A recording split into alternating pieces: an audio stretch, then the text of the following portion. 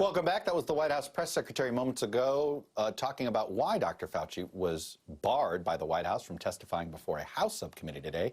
She said it was because the Democratic chair of the Appropriations Committee wouldn't tell the White House chief of staff what the hearing was about. That hearing, which was, of course, about the coronavirus response, not sure what else it would be about, did take place today, but without Fauci. And there was some bipartisan disappointment in that aspect of things. He has testified hundreds of times on Capitol Hill, working with Democratic and Republican presidents. Yet now, the White House said no, leaving no doubt it is just frightened of oversight. And I want the record to show I joined the chairman in urging that Dr. Fauci be allowed to testify here. I think it would have been good testimony, useful to this committee, I think useful to this country. Also absent from the Hill today, most of Congress, as the House has not yet returned to work in full due to coronavirus concerns. Joining me now is the ranking member of that House subcommittee that held that hearing earlier today, and a man who's got a plan for how he would like to see his colleagues come back to the Hill. It's Republican Congressman from Oklahoma, Tom Cole. I had Rosa DeLauro a couple hours ago. I got Tom Cole now, so we've hit both of you here. Congressman, look, you're a guy that I think believes that there's a time for politics and there's a time for governing. Frankly, it's an old school way that probably doesn't exist anymore. But have you implored Mark Meadows over there that whatever you think of the politics of the House, that the president, barring Fauci, only politicizes things to a point that actually hurts the Republican Party? Well, I've not had a chance to talk directly with Chief Staff Meadows on this issue. I've talked to the White House about this issue. Look, I don't think they're trying to politicize it. I just think in this case, this particular subcommittee and the Appropriations Committee in general has a really strong record of bipartisan support. I think Dr. Fauci is somebody we all know, all respect. Well, frankly, to draft the appropriations bills that we need to appropriate. We're having a little bit of trouble there, Congressman, with your connection there. So I don't know if you can pick up on that. So I'm going to ramble here for a second while you check, make sure you've got plenty of Wi-Fi coverage on that front. But in order to sort of set you up and tee you up here, let's move to the issue of trying to bring Congress back. First of all, should there be a rejection of that fast testing or not? And is that the best way in your mind to bring Congress back? Well, I actually favor the testing idea. Leader McCarthy made it clear that he does as well. I think we're doing, 1.5, 2 million tests a week now. We need to do more. But that's certainly enough that Congress wouldn't be getting some sort of special deal. We're just making sure an essential, part of the government is up and running. It's exactly the same thing they do at the White House, and very appropriately so, in my opinion. So I think the testing would help. I also think, obviously, we've gotten excellent advice from the chief physician of the Capitol about how to conduct ourselves. You saw in the hearing we did today, everybody had masks except when they were speaking. That was by agreement between Chairman DeLauro and myself.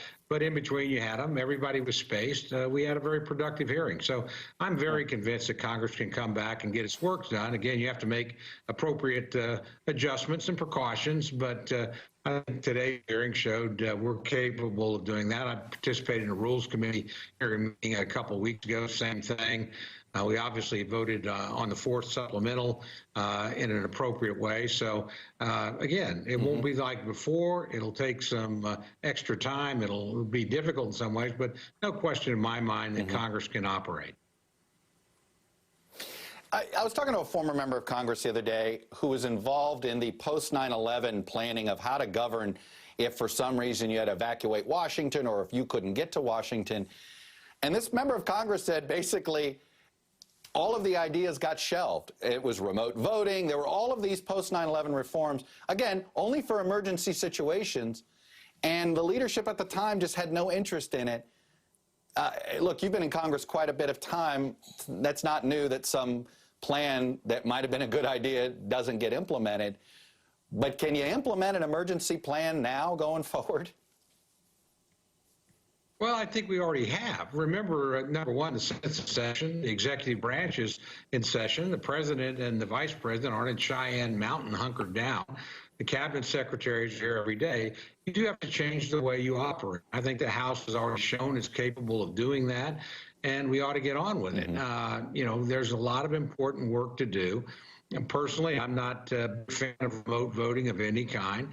I think you certainly could have committee meetings like the one we had today. Honestly, didn't involve votes remotely. But at the end of the day, legislation takes a certain level of physical presence. Now, again, it's not going to be like it was before. You're going to have to take appropriate precautions. But it's certainly doable. We have been doing it. The Senate is doing it. The executive branch is doing it. So you make adjustments where you have to, but you don't shut down the government, particularly in a time of crisis. Congressman, in a perfect world, would you like to see the federal government run a testing and contact tracing program in order to help lift the states up and be able to implement their own program? It does seem as if the federal government is saying, do this, you're on your own. Yeah, well, we don't live in a perfect world, as we all know. It's a very difficult world right now for everybody. But look, I think the appropriate balance is to work within the federal system, and that is the federal government lays out standards and stances and, you know, recommendations. They're very strong recommendations, and it helps the states implement those things. I think we've got a pretty good start on that. The president's plan and how you reopen, I think, is a good one, phased out. You look at certain standards. But I think at the end of the day, obviously, the situation in Oklahoma is different than New York City, is different than Los Angeles, is different than on a remote Indian reservation someplace. So you're going to have to leave enough flexibility in the system. And I think that's what we're trying to do to actually move ahead and get the economy open. But it probably won't be open the same way every place. And returning to work doesn't mean returning to normal. I mean, we're not going to see normal for quite some time. This virus is going to be with us for a while. We certainly can't outwait it by simply shutting down, but there's certain places that are going to be much more restrictive than others. So to me, that's the appropriate approach. We're trying to hit the right balance, and that's a tough thing to do. I mean, nobody knew much about this virus 17 weeks ago, literally. So no doubt. We're responding to an unfolding and evolving situation. Congressman Tom Cole from Oklahoma, always good to get your perspective on this show. I always appreciate you coming on. Thank you, sir. Thank you. Appreciate the invitation. You got it. Up ahead.